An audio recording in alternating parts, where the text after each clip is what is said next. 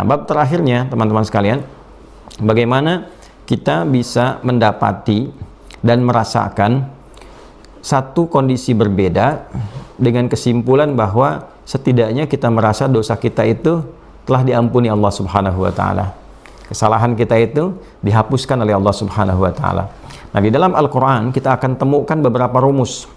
Ya, rumus-rumus yang memberikan isyarat bahwa ketika Allah mengampuni dosa seorang hamba, itu selalu sifat ampunannya seringkali, ya kan? Seringkali diikutkan dengan kata islah.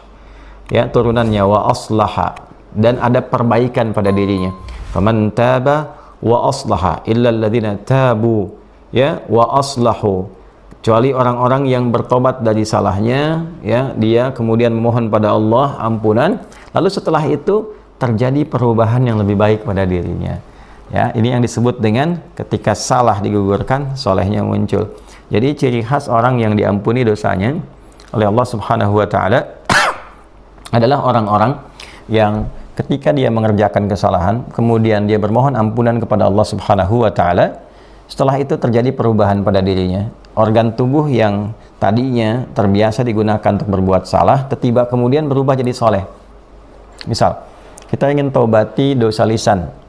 Seringkali kata-kata kurang baik keluar di lisan. Lalu kita bertobat, ya Allah, aku mohon ampun atas keburukan, kekurangan yang melekat pada lisanku karena buruknya perilakuku, kan? Ya, itu kan kita sering kali mendengar banyak kosakata, boleh jadi yang masuk yang tidak baik, sehingga pulsa kata yang ada dalam diri itu yang terkumpul yang buruk, keluarlah kata-kata kotor. Lalu kita memohon pada Allah untuk memberikan ampunan, bimbingan pada kita sehingga lisan bisa ditata dengan lebih baik. Setelah itu dikerjakan dan dilatih lewat ibadah. Ibadah melalui sholat, baca Al-Quran, puasa, itu kan melatih 3 bagian sekaligus, fisik, akal, dan hati, rohani, jiwa. Maka terjadi perubahan, nggak pengen berkata yang jelek lagi, inginnya bertutur yang baik, menjaga lisan, awalnya banyak diam, ya, ada yang perlu dibicarakan, dia bincangkan. Lama-lama, diam ini proses menghentikan yang kotor, melawan gejolak di dalam diri. Lama-lama yang keluar yang bagus-bagus. Nah, itulah namanya islah. Ya, memperbaiki dari yang kurang baik jadi baik. Illal ladzina tabu wa aslahu. Kecuali orang-orang yang mau tobat, setelah tobat itu terjadi perbaikan pada dirinya. Nah, ini tanda tobat seorang hamba itu diterima oleh Allah Subhanahu wa taala. Maka sampai hari ke-8 ini setidaknya kita bisa melihat, menilai, bercermin untuk mengamati pribadi kita sendiri dari ujung kepala sampai ujung kaki. Apakah ada perubahan yang terjadi? Apakah ada kebaikan yang dihasilkan dari ujung kepala sampai ujung kaki?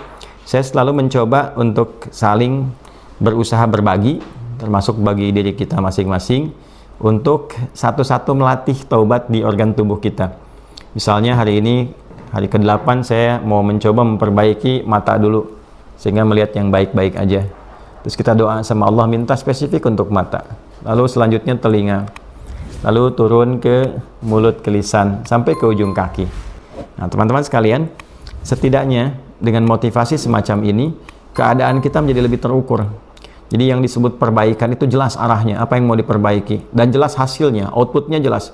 Ramadan menjadi madrasah, pusat pendidikan yang melahirkan alumni-alumni yang memiliki kualitas dan karakter yang lebih baik. Maka selesai Ramadan, dia memiliki karakter moral yang tinggi, dia punya integritas yang bagus, dia punya karakter intelektual yang bagus, dia punya karakter kinerja yang bagus, karena dia mencoba memperbaiki dirinya menjadi lebih mulia di hadapan Allah Subhanahu wa taala khususnya. Nah, inilah mungkin yang bisa kita dapati di kesempatan sharing subuh kali ini terkait dengan petunjuk Nabi Sallallahu Alaihi Wasallam dalam bab puasa Ramadan. Semoga kita dianugerahi oleh Allah kesempatan terbaik untuk bisa memperbaiki diri, kesempatan terbaik untuk bertobat dari segala dosa-dosa dan meraih anugerah terbaik, yaitu ampunan Allah Subhanahu wa taala, dan membuktikan anugerah itu dengan tampilan terbaik, yaitu berusaha menjadi lebih baik dari sebelumnya dan menjaga itu hingga kita berpulang menghadap Allah Subhanahu wa taala. Demikian yang dapat disampaikan. Mohon maaf apabila ada yang keliru dalam uraian. Cukup Anda amati, jika ada yang tidak tepat, Jika ada yang tidak sesuai, bahkan jika ada yang tidak cocok, cukup tinggalkan saja. Cari referensi lain, ustaz-ustaz lain yang lebih baik. Dan kami mohon maaf atas kekurangan dan kelemahan. Jika ada kebaikan, sesungguhnya itu adalah titipan dari Allah untuk kita semua. Itu adalah milik Allah Subhanahu wa Ta'ala. Petunjuk Rasulullah SAW, silahkan kita semua amalkan. Jika ada yang keliru, itu dari saya pribadi, mohon dimaafkan dan semoga Allah mengampuni kita semua. Subhanakallahumma rabbana wa bihamdika nashhadu an la ilaha illa anta nastaghfiruka wa natubu ilaik wa akhiru da'wana anil hamdulillahi rabbil alamin. Assalamualaikum warahmatullahi wabarakatuh.